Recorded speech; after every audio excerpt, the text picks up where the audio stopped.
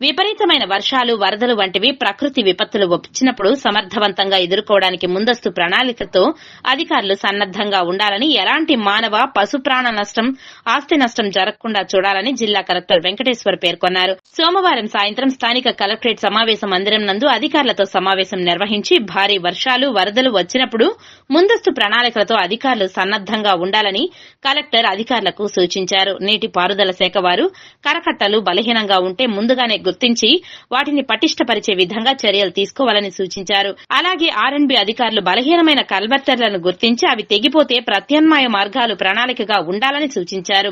November, December నెలలో ఎక్కువగా వర్షాలు కురిసే అవకాశం ఉంటాయని, ముందస్తు సన్నద్దత ఉండేలా అన్ని సంబంధిత శాఖల అధికారులు చర్యలు తీసుకోవాలని సూచించారు.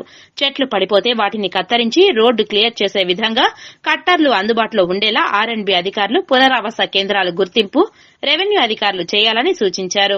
విద్యుత్ శాఖ అధికారులు ప్రత్యామ్నాయ పవర్ సేఫ్టీ జనరేటర్ వంటివి అందుబాటులో ఉండేలా ప్రణాళికలతో చర్యలు తీసుకోవాలని, పౌర సరఫరాల శాఖ వారు స్టాక్ సన్నద్దత ప్లానింగ్, ఆర్బీడబ్ల్యూఎస్ ట్యాంకుల ద్వారా నీటి సరఫరాకు శానిటరీ డిపిఓ, డిస్టిక్ ఫైర్ అధికారులు, రోప్, లైఫ్ జాకెట్లు, రెస్క్యూ టీం, మత్స్యశాఖ, పడవలు, గజ ఈతగాళ్లు అందుబాటులో ప్రణాళికలతో సన్నద్దంగా ఉండాలని అన్నారు.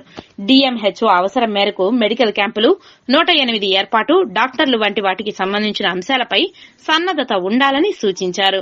ఇలా పలు శాఖల వారు ముందస్తు ప్రణాళికలతో వర్షాలు, వరదలను ఎదుర్కొనేందుకు సన్నద్దంగా ఉండాలని ఆదేశించారు.